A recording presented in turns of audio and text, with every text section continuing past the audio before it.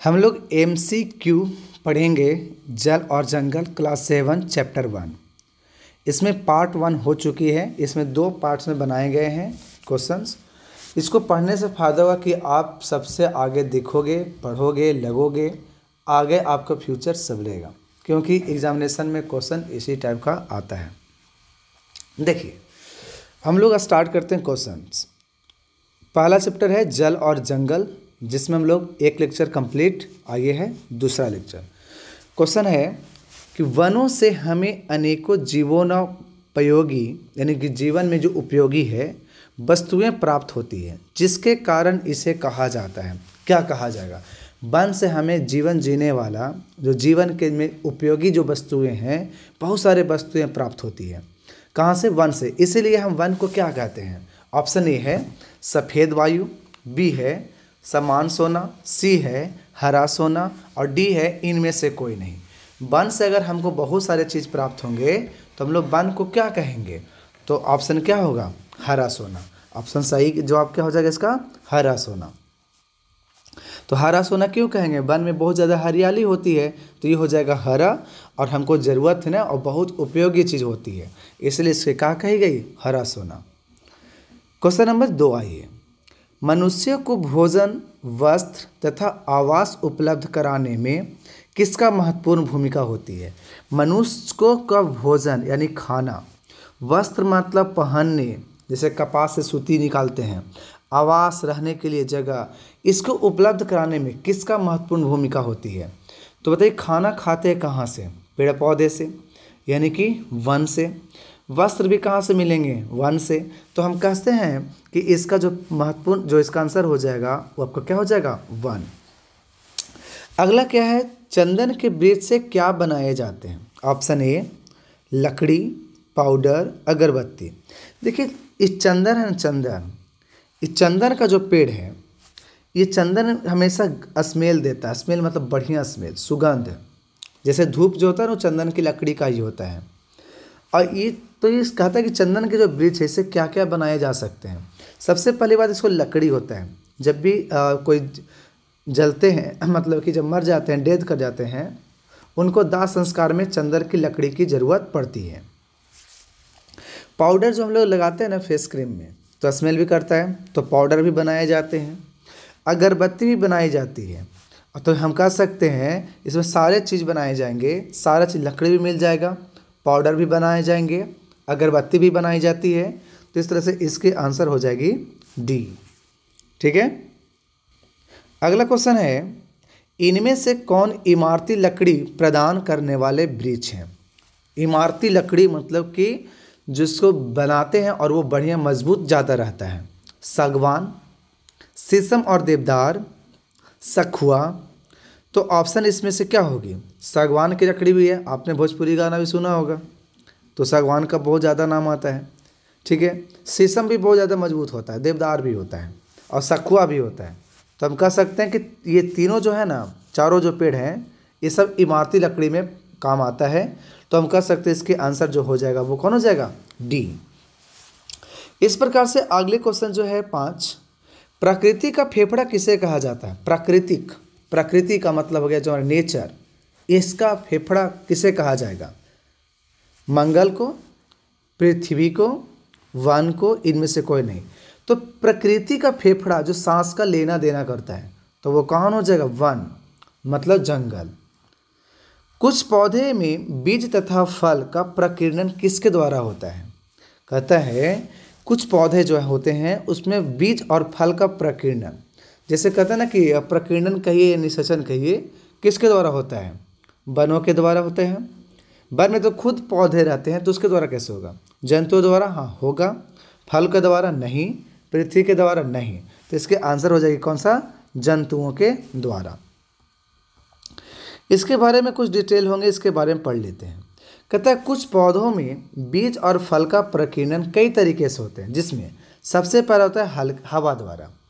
हल्के और रोमा युक्त बीज जो होते हैं, जैसे सूरजमुखी, आक यानी मदार, सहीजन यानी ड्रमस्टिक और द्विफल यानी मैपल के बीज क्या होता है? हवा के साथ साथ दूर दूर तक फैल जाते हैं और वो क्या होते हैं? यहाँ से वहाँ चले जाते हैं। पानी के द्वारा भी होता है। जिन फलों का आवरण स्पंजी होता है या तंतुमयी होता है, स्पंजी समझ तो ना, स्पंज जिसमें बहुत ज़्यादा पानी सोखता है, तंतुमयी होता है, वे पानी में तैरते हुए एक जगह से दूसरी जगह पर पहुंच जाते हैं, जैसे नारियल। जानवरों द्वारा भी होते हैं। कुछ कांटेदार बीज जिनमें हुक जैसी संरचनाएं होती है, जब जानवर उसको खाने जाता है, उसके पास जाता है, तो जानवर में क्या होता है, सड़ जाता है, तो जानवरों का शरीर में चिपक जाते हैं और जानवर इन्हें दूर दूर तक क्या करते हैं, बिखेर देते हैं, जैसे यूरेना एंड जंथियम। फलों के फटने के द्वारा भी होता है। एरन और बाल्सम के फल तेज झटके के साथ फटते हैं और इनमें मौजूद बीजों का प्रकीर्णन हो जाता है या दूर दूर तक वो फैल जाते हैं। गुरुत्वाकर्षण द्वारा भी होता है। गुरुत्वाकर्षण द्वारा भारी फलों पर गुरुत्वाकर्षण प्रभाव के कारण वे पकने पर पौधे से क्या होते हैं, गिर जाते हैं, जैसे सेब, नारियल, पैशन फ्रूट। फल इस प्रकार फैलने लगते हैं, यानी गिर जाएगा तो फटेगा और फटने के साथ उसके बीज क्या हो जाएंगे, इधर उधर फैल जाएंगे। प्रकीर्णन होता क्या है, पहले समझ लीजिए। कहते हैं बीजों के प्रकीर्णन को, प्रकृति में बीजों को एक स्थान से दूसरे स्थान तक ले जाना ही बीजों का प्रकीर्णन कहलाता है। तो जानवर से भी सट कर चला जाएगा, गुरुत्वाकर्षण फटा तो भी फैल जाएगा, यानी कि बीजों को फैलना ही क्या कहला जाए, उसका प्रकीर्णन। तो तरीका क्या क्या था, सबसे पहले देखिए हवा के द्वारा, फिर दूसरा पानी के द्वारा, तीसरा जानवर के द्वारा, आपका चौथा फलों के फटने के द्वारा, फिर गुरुत्वाकर्षण द्वारा। ये 5-6 तरीके थे जिसके सहारे बीजों का प्रकीर्णन हो जाता है। अगला क्वेश्चन है, इनमें से किसे मुर्दाखोर जीव कहते हैं? मुर्दाखोर जीव कहते किसको हैं, बताइए। कहते हैं मुर्दाखोर जीव उन जीव जंतुओं को कहते हैं जो अपने आवासीय क्षेत्र में उपस्थित मृत जैविक पदार्थों को खाकर अपना निर्वहन करते हैं। तो कौन ऐसा है कि जो यहाँ पे रहते हैं वहीं के आसपास के चीज़ों को जो मर उड़ जाता है उसको खा पी करके आराम से ज़िंदगी व्यतीत करते हैं? कौन ऐसे यहाँ पर पौधे हैं, मतलब ये जानवर से हैं? क्या सियार है, गिद्ध है, कौर, चील, ये सारे जो पक्षियाँ हैं, इस सब के सब क्या करते हैं, पक्षी और जानवर जो है सब आसपास जहाँ पे रहते हैं उसी इलाके में जो चीज़ मर जाता है उसको खा जाता है। कहता टाटा इंस्टीट्यूट के अनुसार स्वच्छ पर्यावरण के लिए एक व्यक्ति पर कितना पेड़ होना चाहिए? एक व्यक्ति पर कितना पेड़ होना चाहिए, इसमें तो ऑप्शन ही है सबसे छोटा 16, तो हम आंसर भी इसका है 16। सोचिए एक व्यक्ति अगर हैं तो कितना पेड़ चाहिए, 16 पेड़ कम से कम, तब जाके हमारा पर्यावरण बैलेंस होगा, नहीं तो बैलेंस नहीं होगी। और हम लोग में पर्यावरण अगर कम, मतलब बैलेंस बिगड़ जाएगा, पेड़ की संख्या कम हो जाएगा तो हमारा सांस लेने के लिए भी प्रॉब्लम हो जाएगी। तो इस तरह से अभी जो IPL हुआ था उसमें कहा कि जितने भी डॉट्स बॉल आएंगे उतना उसमें पेड़ लगाए जाएंगे, क्रिकेट में कही गई। तो उस वक्त से BCCI जो भारत का क्रिकेट एसोसिएशन है उन्होंने फैसला लिया कि नहीं सही में अब पेड़ लगाना चाहिए। तो इस साल बहुत सारे पेड़ भी लगाए गए। कितने, किसके लिए? एक डॉट्स बॉल के लिए एक पेड़ लगाना, 5 पेड़ लगाना तय किया गया। एक डॉट के लिए कितना पेड़? 5 पेड़। तो क्वेश्चन क्या थी कि एक व्यक्ति पर कितना पेड़ होना चाहिए? 16 पेड़ होना चाहिए। तो आप भी देखिए घर में कितने पेड़ लगाए, खेत में आप कितने पेड़ लगाएं, अभी तक नहीं लगाए हैं तो अपने हिस्से का कम से कम 16 पेड़ जरूर लगाइए। ज़्यादा लगाइएगा तो और अच्छी बात है, लेकिन एटलीस्ट कम से कम 16 पेड़ लगाना है। क्वेश्चन नंबर 9, संयुक्त राष्ट्र ने किस वर्ष को अंतर्राष्ट्रीय वन वर्ष मनाने की घोषणा की? संयुक्त राष्ट्र ने किस वर्ष को, मतलब कौन से साल को अंतर्राष्ट्रीय वन वर्ष मनाने की घोषणा की? 2019, 2018, 2011, 2012। तो इसका आंसर होगा 2011। 2011 को संयुक्त राष्ट्र ने यानी यूनाइटेड नेशन ऑर्गेनाइजेशन ने अंतर्राष्ट्रीय वन वर्ष मनाने का निर्णय लिया। 10, किस पौधे से हमें रंग प्राप्त होता है, कलर मिल जाता है? नीम के पौधे से, मेहंदी से, चंदन से, आम से। लड़कियों का ये चीज़ फेवरेट है, उस सब लोग जान गई होगी। आज इसका आंसर सबसे पहले लड़की लोग ही दी होगी कमेंट बॉक्स में, कौन सा? मेहंदी। तो किस पौधे से रंग प्राप्त होता है? तो आंसर क्या होगा? मेहंदी से। इनमें से कौन वन उत्पादन नहीं है, जो कि वन से प्राप्त नहीं होता है? मोम वन से प्राप्त होता है, शीशा वन से प्राप्त नहीं होता है, शहद वन से प्राप्त होता है और माचिस के भी वन से प्राप्त होता है। तो इसका सही आंसर कौन हो जाएगा? शीशा, क्योंकि यही जो है वन से प्राप्त नहीं होता है। कौन अपघटक पौधे तथा जंतुओं के अवशेषों को परिणत करते हैं? कौन सा जो है जो आपके जंतुओं और पौधों से हमें प्राप्त होता है, बताइए। जिसके आप उसको मरने से, सड़ने गलने से, क्या लकड़ी, मिट्टी, ह्यूमस, बालू? तो आंसर क्या हो जाएगा इसका? ह्यूमस। क्या प्राप्त होता है? ह्यूमस। तो पेड़ पौधे या पत्तियों को सड़ने गलने से क्या प्राप्त होता है? ह्यूमस।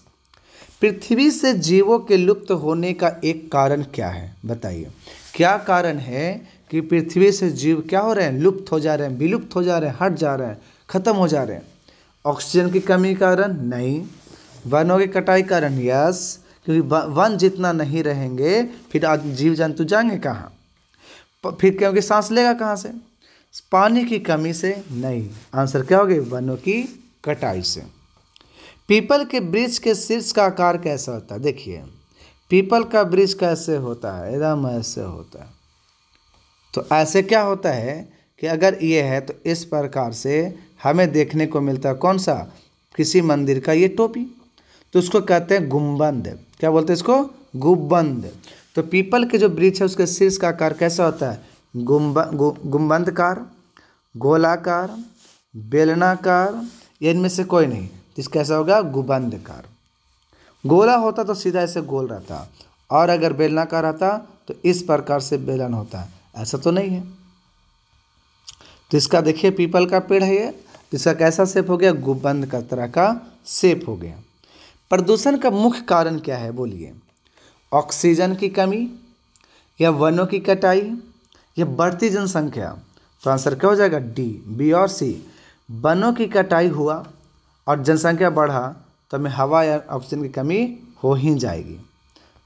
कहता औषधीय महत्व वाले कौन कौन से इसमें पौधे हैं? तो नीम से भी औषधि बनाते हैं, तुलसी से भी औषधि बनाते हैं, क्या बांस से औषधि बनाते हैं? नहीं ना। तो इसका आंसर ए और बी दोनों, यानी ऑप्शन कौन सा? सी। तुलसी का देखिए पौधा ऐसे ही जो हम लोग घर के आंगन में लगाते हैं। इसमें खासियत बहुत है कि दिन में भी ऑक्सीजन देता है और रात में भी ऑक्सीजन देता है, इसीलिए घर के हम लोग आंगन में लगाना चाहिए ताकि हमको दिन रात ऑक्सीजन मिले। और हम लोग कहाँ लगाते हैं? छत पर। तो ये गलत बात है। कहाँ लगानी चाहिए हम लोग को? घर के आंगन में। और ये आपका नीम है, देखिए नीम से दवाई भी बनाते हुए दिखाई गई। नीम के दांतों से साफ करने से हमारा मुंह का कीड़ा मकोड़े भी मर जाते हैं। गन्ने के पौधे किस गैस का अवशोषण करते हैं? गन्ने के जो पौधे हैं किस गैस का अवशोषण करते हैं? Carbon dioxide, carbon monoxide, oxygen, इनमें से कोई नहीं। तो इसके आंसर कौन हो जाएगा? Carbon monoxide. याद रखेंगे, गन्ने के पौधे किस गैस का अवशोषण करते हैं? कार्बन मोनोऑक्साइड का। 18, अपघटक प्रकृति में पोषक तत्वों को क्या करता है? अपघटक यानी कंपोनेंट जो है प्रकृति में पोषक तत्व जो उसको क्या करता है? उसको और तोड़ देता है, यानी क्या हो जाएगा? अपघटन। क्या हो जाएगा? अपघटन। अपघटक क्या है? मृत पौधे और जानवरों को सड़ाकर पर्यावरण में पोषक तत्वों को क्या करते हैं? वापस लाते हैं। जैसे कि ह्यूमस बना करके क्या करता है? फिर से वापस ला देता है। अपघटक कार्बनिक अवशिष्ट पदार्थों के पोषक तत्वों में बदल देते हैं। ये पोषक तत्व पौधों के वृद्धि के लिए जरूरी होता है। अपघटक में मिट्टी, हवा और पानी में पोषक तत्वों की पूर्ति करते हैं। ये पर्यावरण को साफ रखने में मदद करते हैं। अपघटक जो हैं सो जीव मंडल में पदार्थों के चक्रण में भी अहम भूमिका निभाते हैं। अपघटक मृत जानवरों और पौधे को नाइट्रोजन और कार्बन जैसे रसायनों में बदल देते हैं। यह रसायन मिट्टी का हिस्सा बन जाता है। अपघटक परिस्थितियों तंत्र में ऊर्जा का प्रभाव भी होता है। कवक और जीवाणु अपघटक के उदाहरण है। कवक और जीवाणु अपघटक के उदाहरण है। कवक सड़ते हुए कार्बनिक पदार्थों को तोड़कर मिट्टी में नाइट्रोजन को पहुंचा देते हैं। आपसे क्वेश्चन है, लास्ट क्वेश्चन।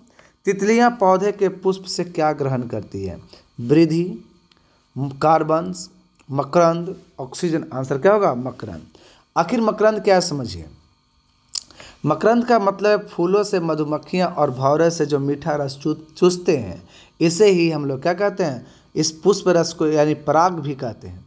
मकरंद एक प्रकार की चमेली को भी कहते हैं। मकरंद एक तरह का छंद भी है। मकरंद एक ताल भी है। मकरंद कोयल को भी कहते हैं। मकरंद भ्रमर को भी कहते हैं। मकरंद शहद को भी कहते हैं। मकरंद एक हिंदू लड़के के नाम भी है। माना जाता है कि मकरंद नाम वाले लोगों के स्वभाव में शहद की जैसी झलक देखी जाती है। मकरंद नामक के लोगों को ग्रह स्वामी सूट होता है और उसका शुभ अंक 1 होता है। मकरंद नाम के लोग की राशि सिंह होती है। ये ज़रूरत नहीं थी पढ़ने की, हमारा ये जानकारी था कि मकरंद होता क्या था। तो फूलों से मधुमक्खियाँ और भौरे क्या करते हैं? मीठा रस चूसते हैं, इसी को कहते हैं मकरंद। तो तितलियाँ क्या करती है? पौधे के पुष्प से मीठा रस चूस लेती है, यानी कि मकरंद करती है। ठीक है, खत्म। कोई दिक्कत? इस प्रकार से आज हम लोग ख़त्म कर दिए। तो आप लोग का ये जिम्मेदारी बनती है कि सब लोग के पास वीडियो पहुंचा दें। ज़रूर अपना अपना स्टेटस लगाओ। ओके, इतना कर दो, फिर क्यों? फिर तो हम आपके साथ ही रहेंगे। Thank you.